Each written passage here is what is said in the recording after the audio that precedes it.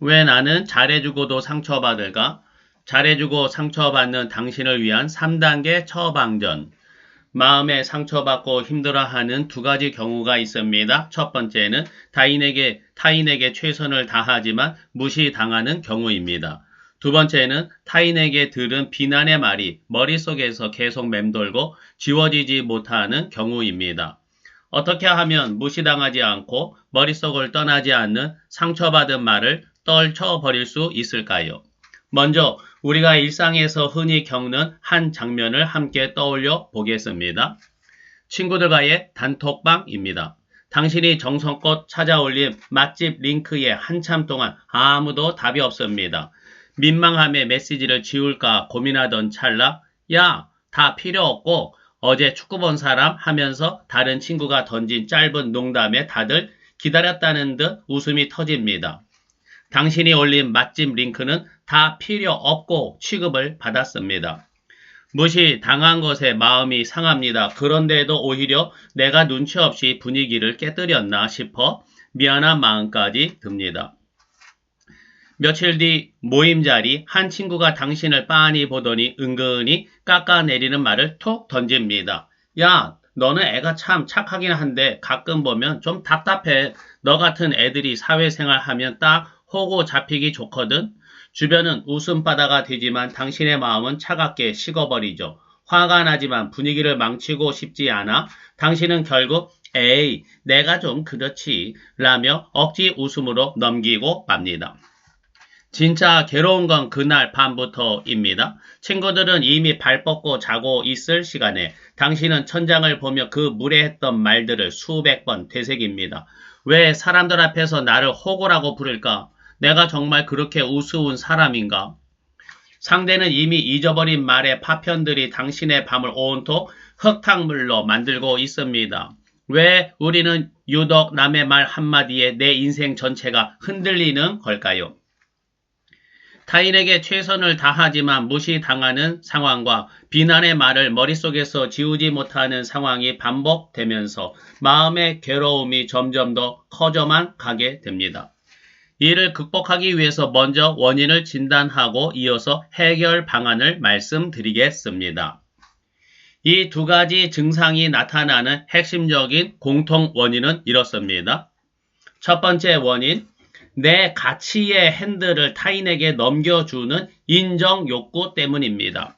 우리가 상처받는 가장 큰 이유는 내 가치를 증명할 열쇠를 내가 아닌 남에게 맡겼기 때문입니다. 먼저 단톡방 상황을 볼까요? 당신이 맛집 링크를 올린 건 선의였지만 그 이면엔 인정받고 싶다는 미세한 기대가 섞여 있었습니다. 내 친절의 목적지가 상대방의 반응에 있다 보니 침묵이라는 결과가 돌아왔을 때 내 호의는 순식간에 눈치 없는 실수로 전락합니다.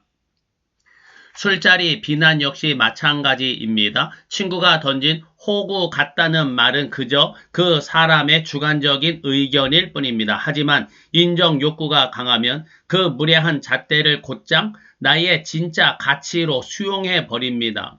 내 인생이라는 자동차의 핸들을 타인에게 통째로 넘겨주었기에 그들의 손가락질 하나에 내 인생 전체가 휘청거리게 되는 것이죠.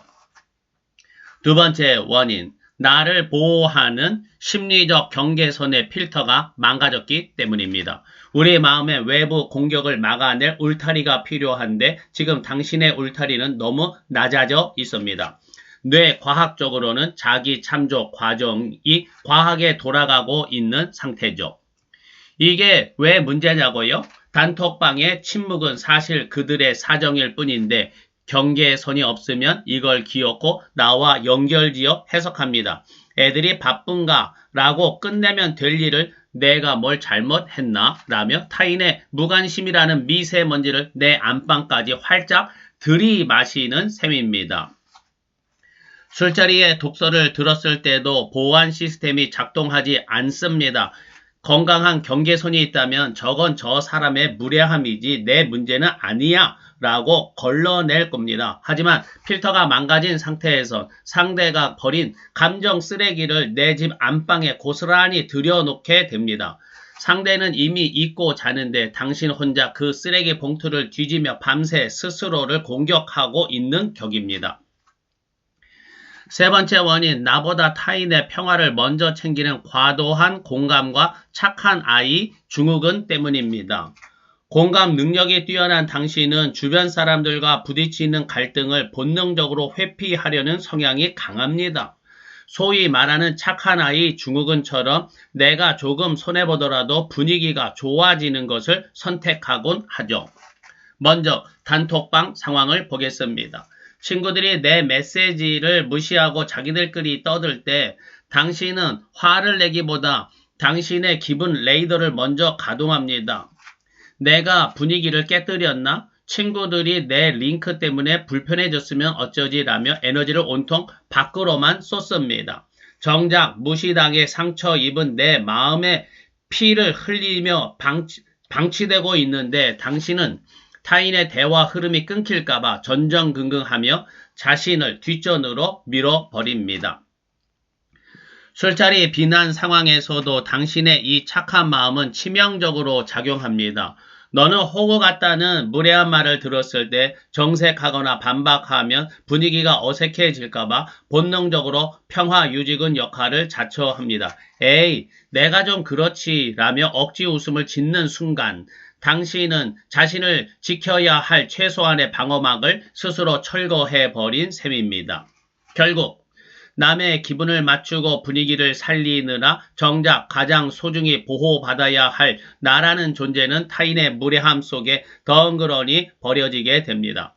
타인을 향한 레이더는 24시간 풀 가동하면서 나를 지키는 법은 잠시 잊어버린 이 상황이 당신을 더욱 힘들게 만들고 있는 것입니다. 그렇다면 어떻게 해야 할까요? 잘해주고 상처받는 당신을 위한 3단계 처방전입니다. 오늘부터 당신의 일상을 바꿔줄 3가지 원칙, 받지 말고 닫고 대접하는 방법을 공개합니다. 첫째, 받지 마세요. 남이 던진 감정 쓰레기를 받지 마세요. 그 쓰레기는 내 것이 아닙니다.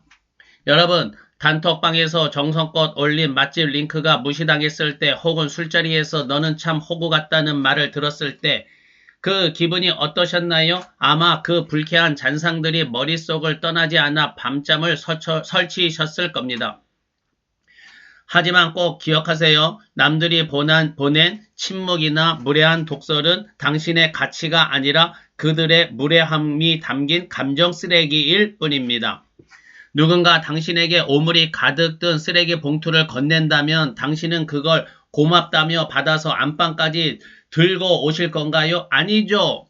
그냥 길가에 두고 오면 그만입니다. 상대가 나를 무시했다고 해서 내가 무시당할 만한 사람이 되는 건 아닙니다. 그저 저 사람은 예의가 없구나 하고 그 쓰레기를 그 자리에 두고 오세요. 내 마음의 소중한 공간에 남이 버린 쓰레기를 들여놓지 않는 것, 그것이 상처받지 않는 첫 번째 시작입니다. 둘째, 닫으세요.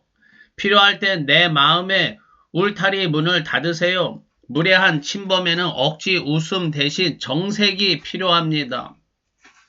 술자리에서 비수가 꽂히는 말을 듣고도 분위기를 망칠까봐 에이 내가 좀 그렇지 라며 억지로 웃어주진 않으셨나요? 당신의 그 착한 웃음은 상대방에게 나를 마음껏 짓밟아도 좋다는 허락이자 내 마음의 대문을 활짝 열어주는 행위입니다.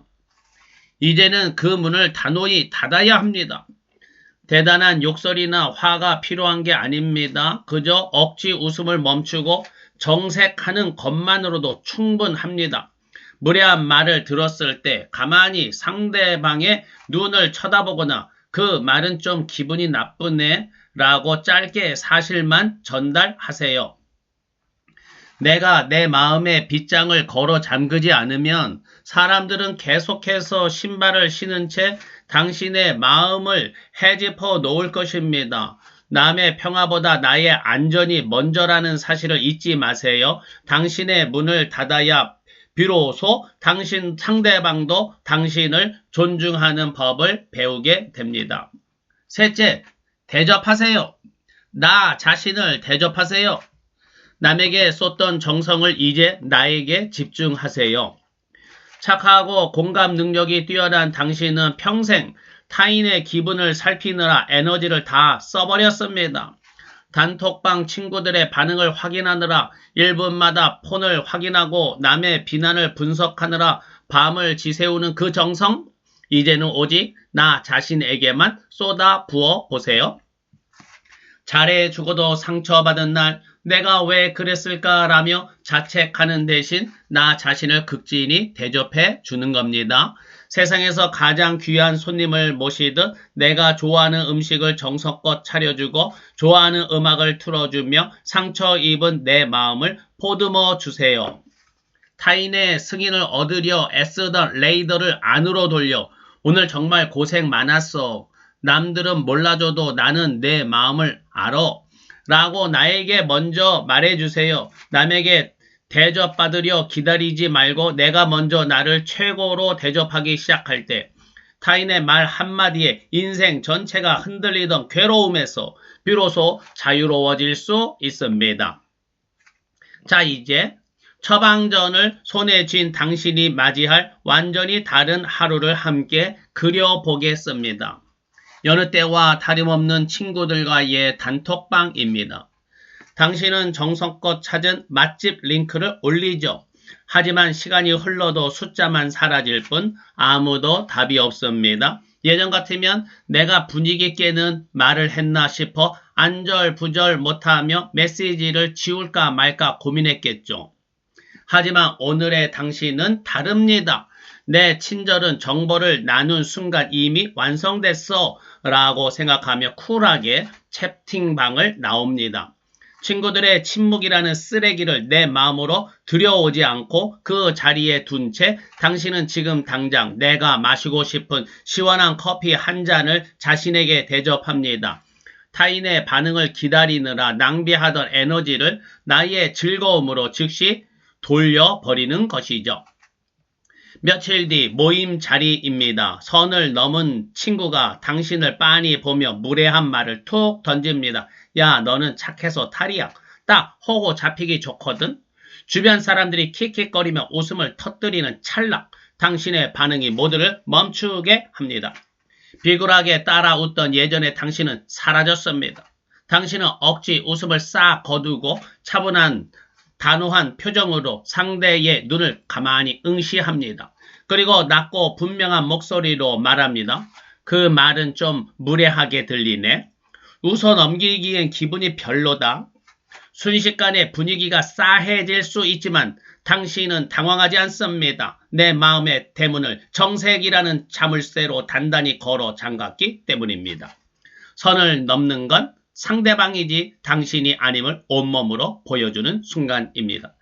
드디어 집으로 돌아온 밤입니다. 예전 같으면 침대에 누워 친구가 던진 호구라는 단어를 수만 번 되새기며 스스로 찔러댔을 시간입니다. 하지만 오늘의 당신은 평온합니다. 그 무례한 말은 친구의 오답일 뿐 나의 정답이 아님을 너무나 잘 알고 있으니까요.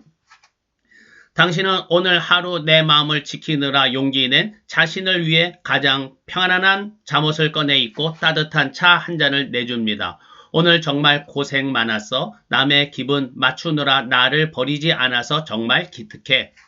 당신에게 쏟던 타인에게 쏟던 그 지극한 정성을 오직 나 자신에게만 쏟으며 당신은 그 어느 때보다 깊고 달콤한 숙면에 듭니다.